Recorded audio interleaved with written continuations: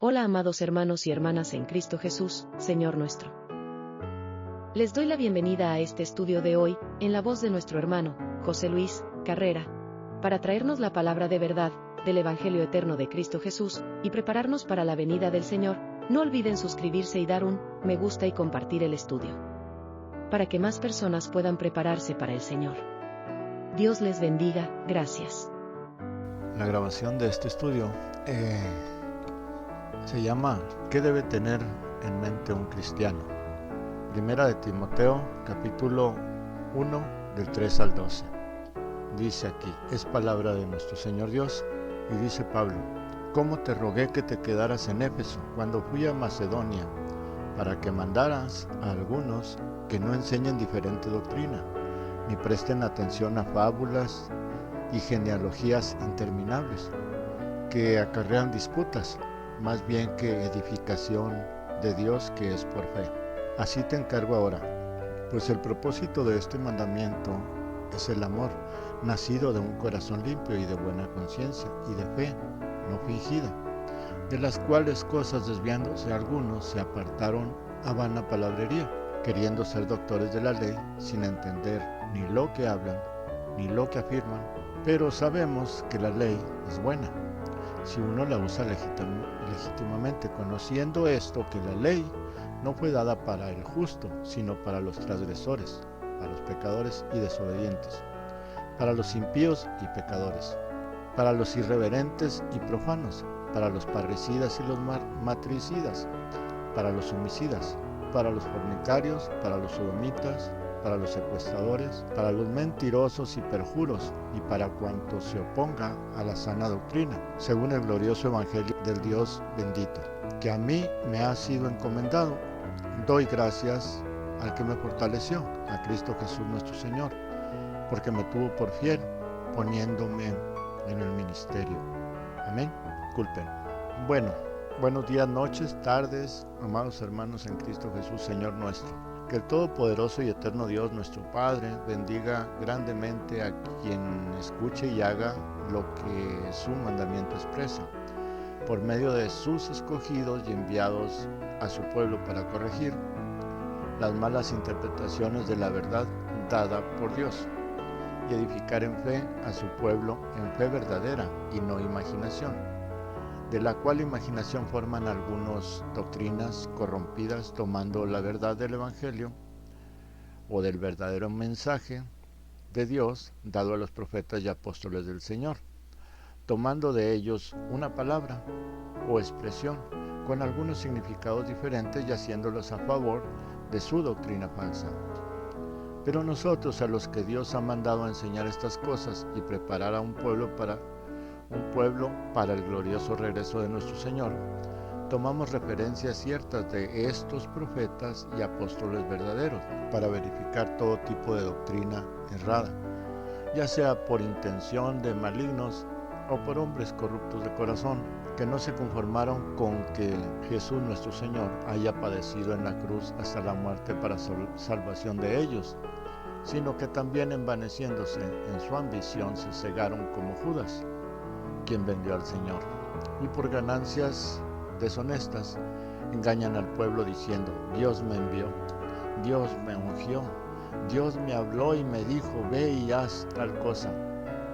Si hubiera sido Dios quien los envió, jamás adulterarían la palabra y el mensaje de Dios, dado a los profetas y mensajeros, o a los profetas mensajeros, y mucho menos el dado a los apóstoles del Señor, porque estos últimos, a pesar de que cualquier erudito en las escrituras diga que no es así, Dios les dio a estos un nuevo pacto para transmitirlo a todo el mundo, judíos y gentiles, amos y esclavos, pobres y ricos, sin hacer acepción de personas, color, raza, posición social.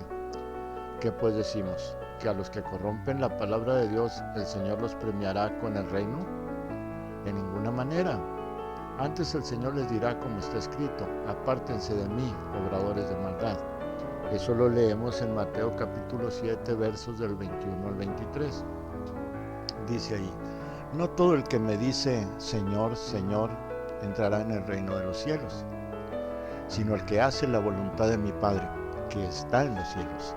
Muchos me dirán en aquel día: Señor, Señor, ¿no profetizamos en tu nombre y en tu nombre echamos fuera demonios y en tu nombre hicimos muchos milagros?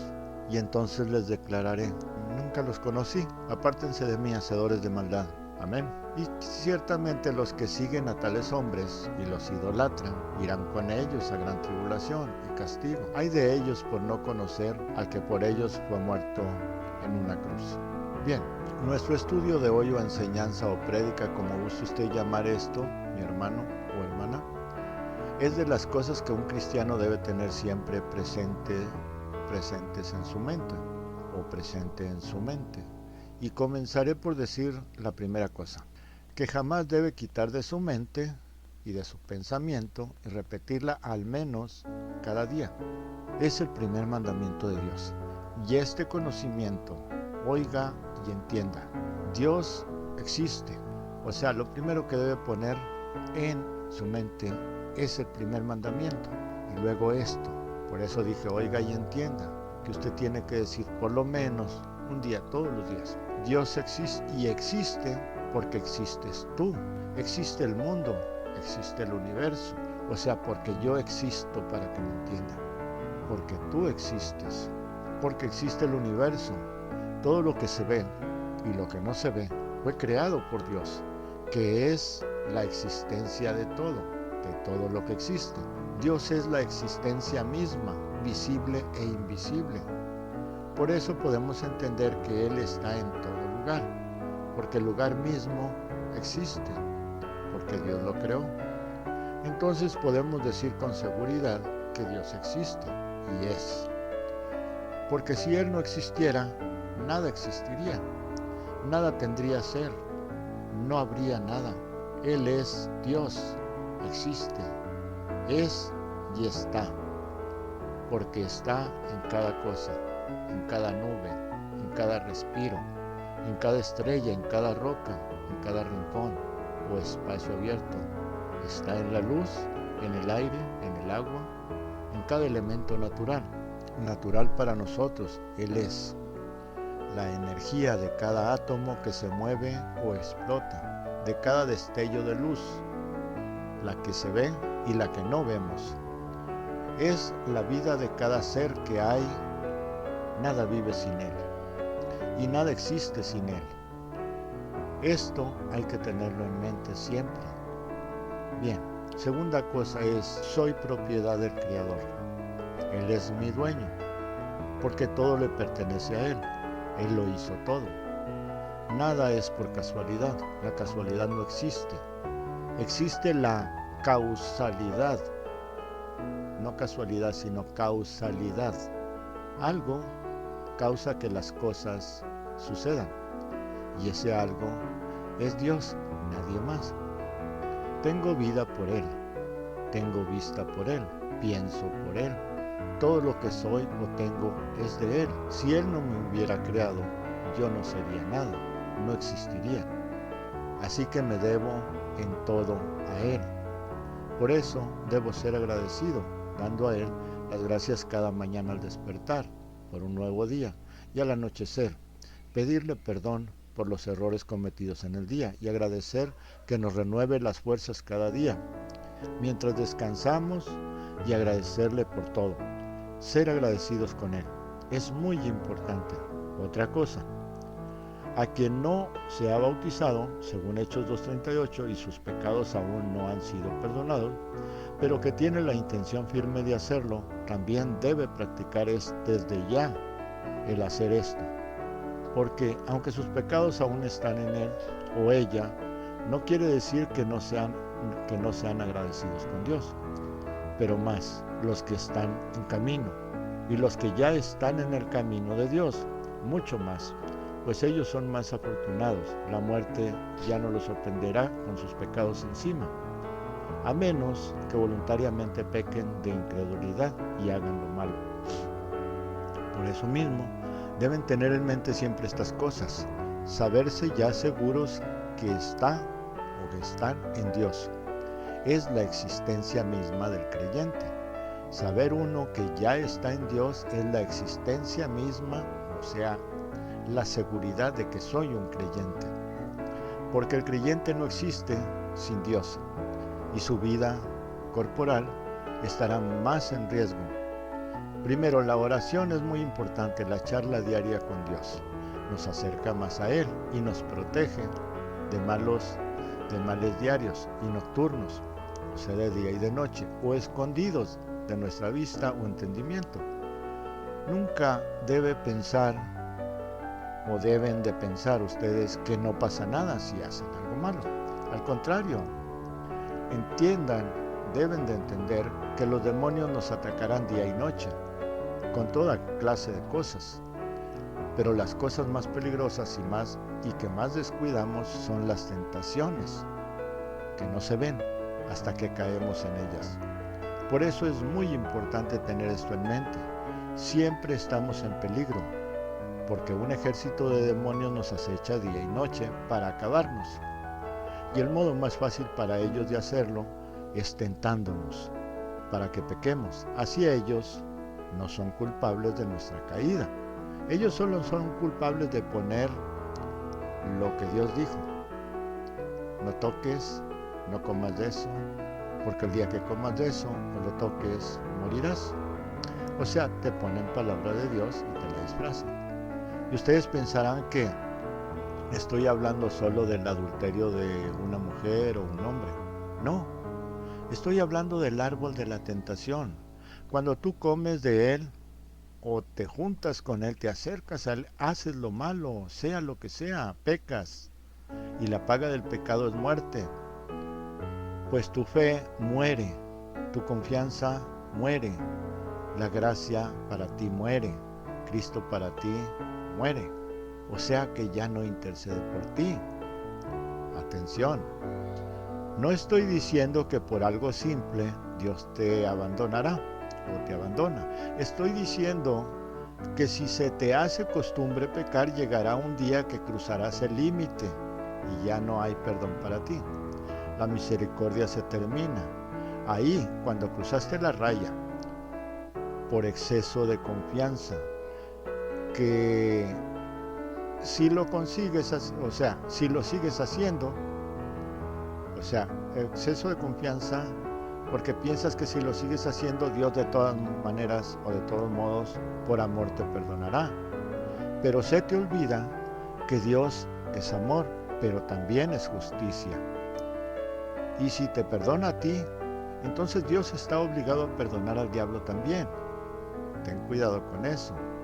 Él dijo esto en Mateo capítulo 6, verso 32 al 33. Palabra del Señor. Dice, porque los gentiles buscan todas estas cosas, pero su Padre, o nuestro Padre nuestro Padre Celestial sabe de qué cosas tenemos necesidad, o tienen necesidad. O sabe que tienen necesidad de todas estas cosas. Pero busca primeramente el reino de Dios y su justicia, y todas estas cosas le serán añadidas. ¿Ve? O sea, ¿entiende? No solo es el reino, sino la justicia de Dios. Aunque también sé que no todo lo que las doctrinas religiosas llaman pecado lo es, y que se asustan con el adulterio de una mujer y la condenan. Pero ellos adulteran la palabra de Dios. Es más probable que ellos sean condenados de adulterio y quizá la adúltera, perdonada. Porque si la adúltera pecó y si su marido la recibe de nuevo perdonándola, o ella se arrepiente y pide perdón a Dios y al marido, ya hay un probable perdón, pues es pecado de la carne. Pero quien adultera la palabra de Dios hace a Dios mentiroso, o el que adultera adorando lo que no es Dios es un idólatra.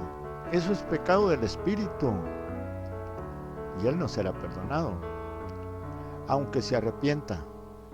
Mas quien lo hace por ignorancia, como lo hacía Pablo, el apóstol, aunque no lo mereciera, Dios lo perdonó, y aún más, lo puso como apóstol y ministro de los gentiles. Gentiles, los incrédulos o los que no somos hebreos, de Israel según la carne. Para nada es bueno descuidar el don de Dios, como dice Pablo a Timoteo. Primera de Timoteo, capítulo 1, del 5 al 7. Dice, palabra del Señor: pues el propósito de este mandamiento es el amor nacido del corazón limpio, y de buena conciencia, y de fe no fingida, de las cuales cosas desviándose algunos se apartaron a una vana palabrería, queriendo ser doctores de la ley, sin entender ni lo que hablan, ni lo que afirman. Amén. El propósito de este mandamiento es el amor nacido de corazón limpio y de la fe no fingida, para no ser hipócritas. Bien, otra cosa que debe estar presente en nuestra mente es que fuimos creados en el cielo, que fuimos ángeles hombres y que tenemos un cuerpo de ángel esperando cuando éste falle y muera. Por eso es muy importante saber que Dios quiere que estemos allá. Claro, no iremos de inmediato a Dios a menos que Él venga por nosotros en el arrebatamiento en la forma de nuestro Señor Jesús, o su cuerpo de hombre como el nuestro. Así que Él nos estará esperando allá, porque ángeles encargados traerán nuestro cuerpo de ángel, o apenas salgamos de este, nos vestiremos con aquel, y ellos nos guiarán al lugar de descanso, como contó el Señor Jesús en la parábola o la historia del mendigo y el rico.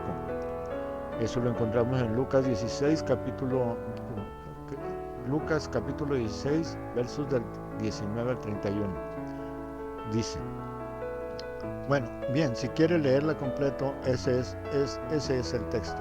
Yo solo mencionaré los versículos 22 y 24, que dice: sucedió que murió el mendigo y fue llevado por los ángeles al seno de Abraham. Ve, ahí está declarado, fue llevado por los ángeles al seno de Abraham.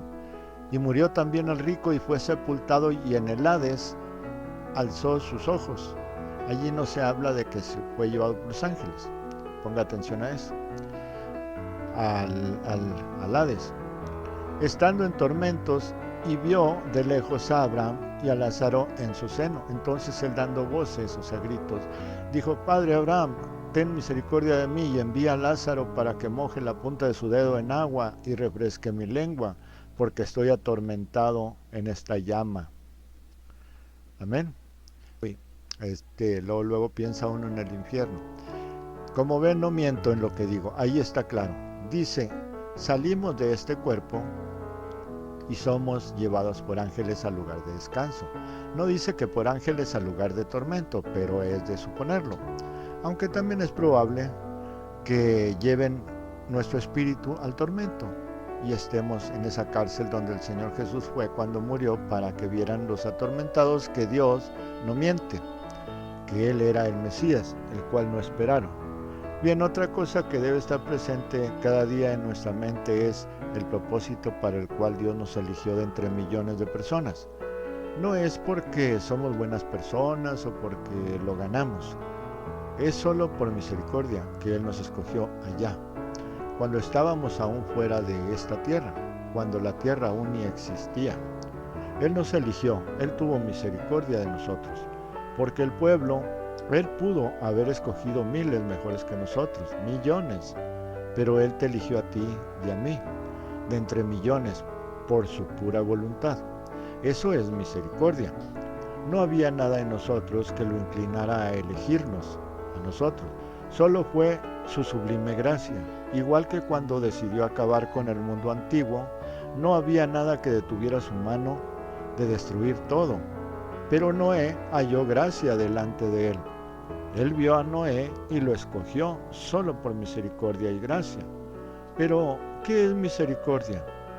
Necesitamos saber eso, porque muchos dicen que es bondad. Si fuera eso, entonces Dios era malo y se hizo bueno para nosotros. No, Él es bueno. Jesús dijo al joven rico cuando lo llamó maestro bueno. Él dijo: ¿por qué me llamas bueno? El Señor Jesús le dijo al joven rico: ¿por qué me llamas bueno? Bueno solo hay uno, el Padre. ¿Ve?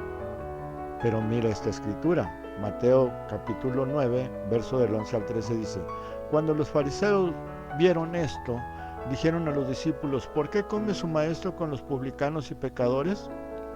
Al oír esto, Jesús les dijo: Los sanos no tienen necesidad de médico, sino los enfermos. Vayan y aprendan qué significa misericordia quiero y no sacrificio. Ve, está dando una orden. Vayan y aprendan lo que significa misericordia quiero y no sacrificio. Porque no he venido para llamar a justos, sino a pecadores al arrepentimiento. Amén. Aquí podemos entender que nuestro Señor manda, no dice si quieren vayan, no, sino que manda que aprendamos todos, no solo los fariseos, qué es misericordia y no sacrificio.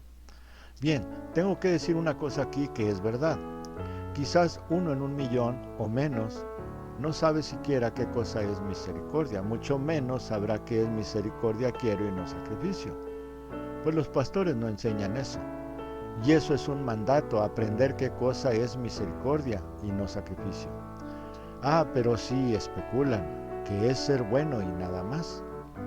Pero otra vez digo, Dios nos escogió porque es bueno, no, ¿verdad? Pues si fue por eso que nos escogió, hubiera escogido a todos. Igual como vino a morir en la carne, en la cruz, por todos, ¿cierto? Pero nos escogió porque tuvo misericordia de nosotros. ¿Y qué es misericordia? Otra vez. Entonces, ¿qué es misericordia? Le voy a dar primero una frase que Dios ordenó a varios ángeles que dijeran a hombres de campo, pastores. Lucas capítulo 2 versos del 8 al 14 dice: había pastores en la misma región que velaban y guardaban las vigilias de la noche sobre su rebaño. Y aquí se les presentó un ángel del Señor, y la gloria del Señor los rodeó de resplandor, y tuvieron gran temor. Pero el ángel les dijo: no teman, porque he aquí, les doy buenas nuevas de gran gozo, que será para todo el pueblo, que les ha nacido hoy en la ciudad de David un Salvador, que es Cristo el Señor. ¿Que es quién? Cristo el Señor, entiéndase eso. Esto les servirá de señal. Hallarán al niño envuelto en pañales, acostado en un pesebre. Y repentinamente apareció con el ángel una multitud de las huestes celestiales que alababan a Dios y decían: gloria a Dios en las alturas, y en la tierra paz y buena voluntad para con los hombres. Amén. Bien, allí a ellos los ángeles declaran la gracia de Dios. ¿Y qué es la misericordia? Y eso es lo que mandó Cristo Jesús a los religiosos, a aprender, pero también a nosotros. Pues Él no quiere sacrificio, sino eso, paz y buena voluntad. Eso es gracia. Dios nos dio su paz y su buena voluntad fue para nosotros. Por eso nos escogió en Él, desde antes de que el mundo fuera. Y eso se perdió aquí en la tierra. Y otra vez nos dice: yo quiero esto, que sean de buena voluntad, que todo lo hagan de buena voluntad, que no finjan nada, ni nada hagan por ganancia, ni por negocio, que haya paz en ustedes, que tengan un ánimo voluntarioso para adorar, para alabar, para enseñar, para aprender, para comportarse con los demás, para dar, para recibir, para ayudar, y todo háganlo de buena voluntad. Aprendan a ser de buena voluntad todos. Eso quiero, yo también. Que no hagamos nada para que nos admiren o nos quieran o por quedar bien con alguien, ni por fuerza o sacrificio, sino de buena voluntad, como haciéndolo todo para el Señor. Pues haciendo esto hallaremos gracia para con Dios. ¿Y qué es hallar gracia? Es agradarle, es complacerle a Él, o también a quien Él señale. Pues también hallaremos gracia con los hombres de buena voluntad.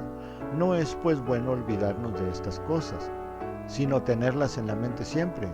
Pablo aconseja esto y dice: porque por gracia son salvos por medio de la fe, y esto, gracia y fe, no es de nosotros, no es de ustedes, pues es don de Dios.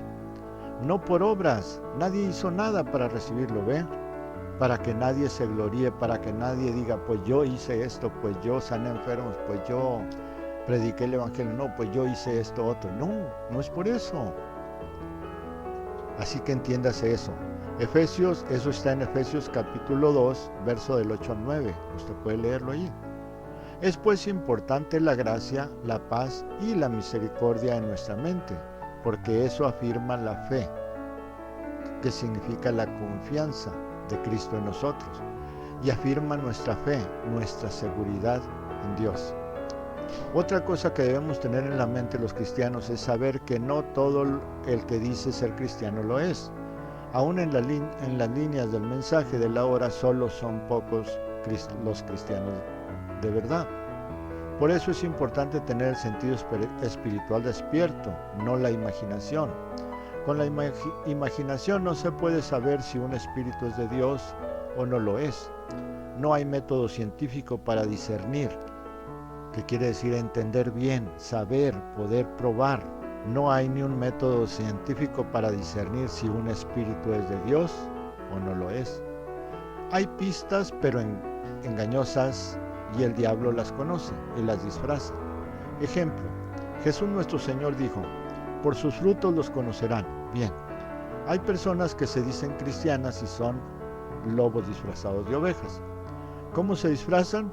Se portan de lo mejor, son buenas personas, amables, muy atentas, dadivosas, nada que reprocharles, con familias bien instruidas, dedicados a la iglesia, y uno dice: mira, el hermano es un verdadero hijo de Dios.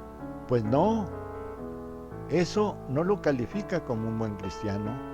Él miente, él enseña doctrina errada, él juzga a los hermanos que no le parecen, él niega la verdad porque no la entiende. ¿Acaso a él le gusta escuchar y que lo corrijan? ¿Él ama de verdad o solo finge? ¿Él trata a todos igual? Porque esos son los frutos. Eso es del espíritu, lo otro es de la carne. Y el espíritu del mundo se comporta parecido, pero en el mundo espiritual falla. Si usted tiene sus sentidos espirituales dormidos la mayor parte del tiempo, será engañado de cualquiera que dice ser cristiano o que se dice cristiano. Apóstol, pastor, evangelista, profeta o lo que diga que es.